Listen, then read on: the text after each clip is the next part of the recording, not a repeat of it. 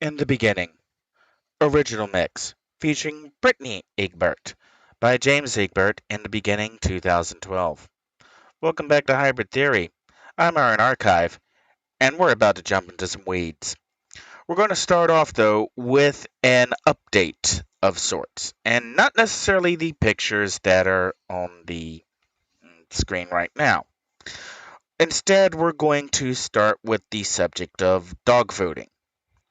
Dog fooding is when a company uses their own products in day to day use.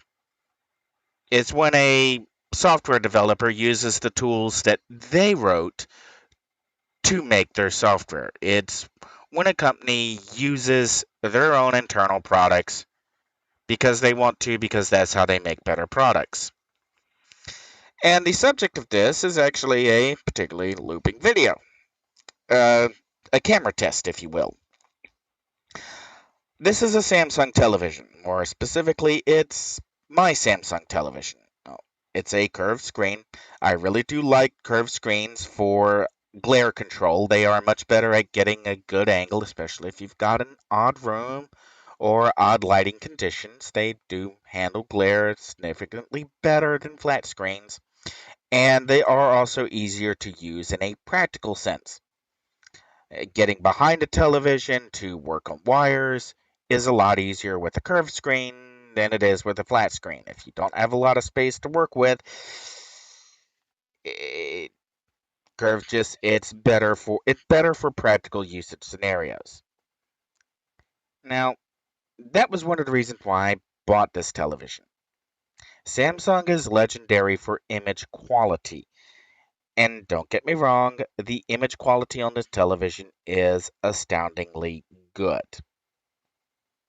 Problem is, I don't think Samsung ever dog fooded on this television. That is, they never handed it off to somebody who wasn't an engineer.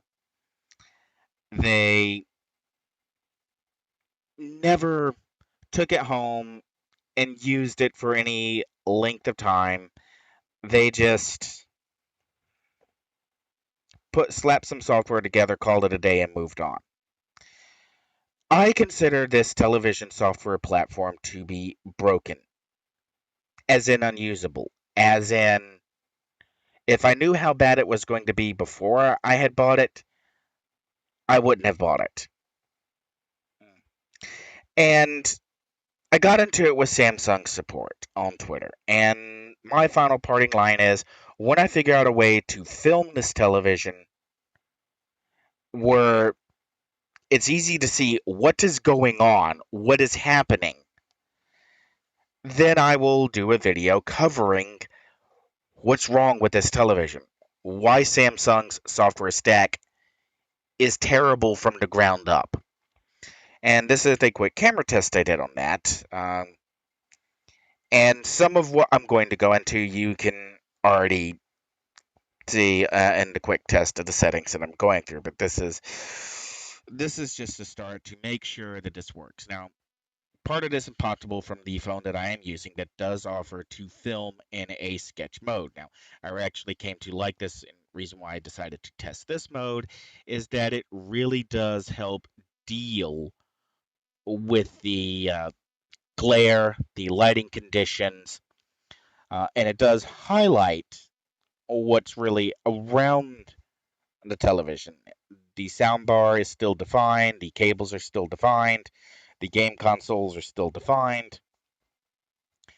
Now, the text is a little hard to read, but it's no harder to read than using a normal color mode with the lighting that I have. Quite frankly, I'm not really willing to spend the amount of money it'll take to set up a lighting cave to film a television and for basically a one shot. Now, I can describe what's going on the television, and I will. That's probably my plan right now. I like this angle. I can show what's immediately in front of the television. I can show what's going on the television, and I can just read out what the specific inputs are on the screen if you're having problems viewing the text. Uh, And okay, I honestly don't expect this to fix a single thing. Samsung doesn't care about people who use their televisions on a day to day basis. It would probably be fair to say that most consumers who buy a Samsung television probably only have one device that they're hooking up to it, and that's it.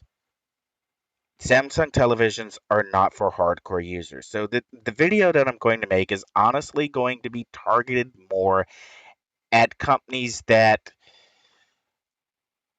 are looking to build a better product. Samsung's not interested in building a better product, or they have given no indication that they are interested in building a better product. I could be wrong about that. Samsung, I might shoot their PR department a video, and I might go, you know what? You're right. We never did test this television. We never actually put it in the hands. We never actually considered how consumers would use it on a day-to-day basis. Okay, we blew the user interface. We really do need to redesign it from scratch. How do we do that? How can you help us? If something like that happened, I think I'd, have to get an adrenaline shot to restart my heart.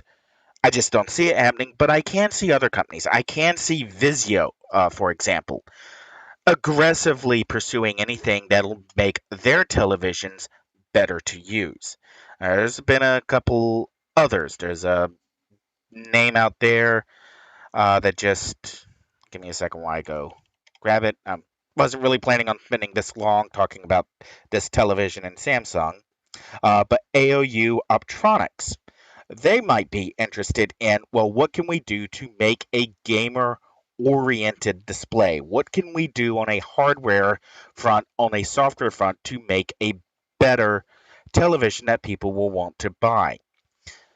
And there's some couple other names who are in the display business. Nixius, AOC.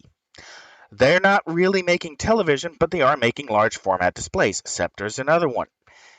Being able to outline and define what's useful from a 10-foot perspective, what's expected, and what's not being delivered, that kind of information could be useful, and a television company or a display company that takes that to heart and integrates the kind of changes that Samsung just blew it on, then they'll make a set, a television, a display, some kind of visual relay device that will be market compelling.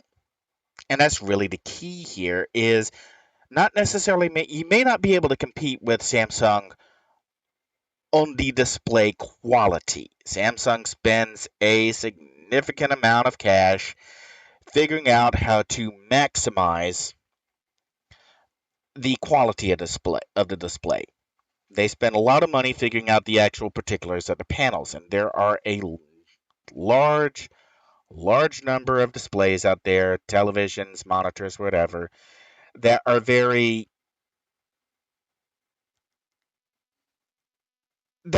quick to tout the fact that they use a Samsung panel because the panels are very good. It's what's behind the panel that matters just as much. You can have the most gorgeous display in the world if your system's not actually usable into the definition of it performs as it should be expected to perform. Your display quality doesn't matter. And I realize I'm getting recursive here, so we'll go ahead and pack it in for this until I actually do a full video. Like I wasn't been planning on spending this long talking about it, and we'll restart and then start talking about the original title of this stream and focusing on what's going on with Intel, or rather, why I think Intel's being disingenuous. This is